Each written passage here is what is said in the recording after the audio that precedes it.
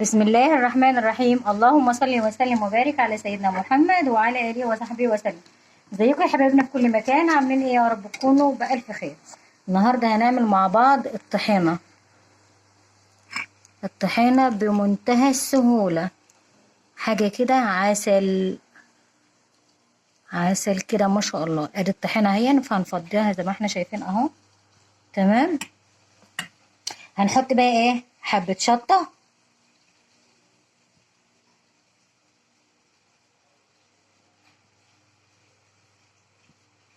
كده زي ما احنا شايفين.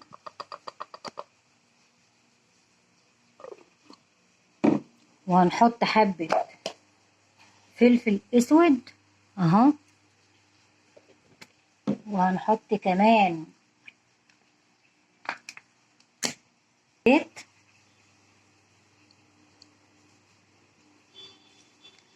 خلي بالك انت كده هيبقى سيبه اللي سيبه متصور برضه. العرض لا كده مش بالعرض. العرض والله. طيب انا اكد لك ان هو مش هيبقى بالعرض. وهنحط كمان ليمون.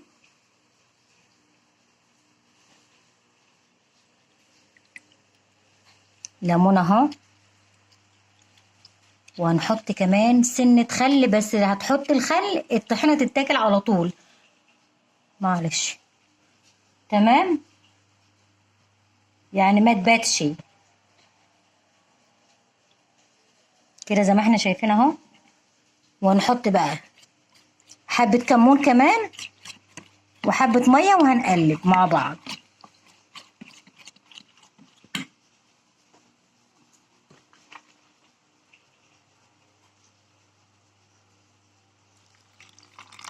حبة مية كمان وسنة كمون.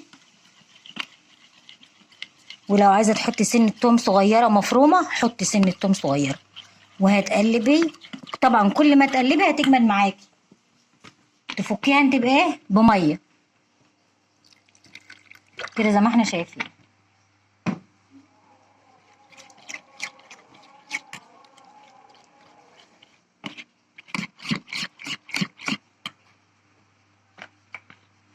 ما تحطيش المية بتاعتك كلها مية مرة واحدة، عشان ما تسحش منك. هتحطي كل ما تجمد معاكي تحطي لغاية ما توصلي للقوام الحلو. كده لسه تقيلة برضو سنة، عايزة كمان سنة مية.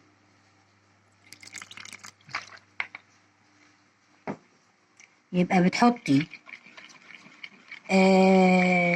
حبة زيت، بتحطي معلقتين زيت، بتحطي ليمون، بتحطي شطة، بتحطي كمون، فص ثوم مفروم، خل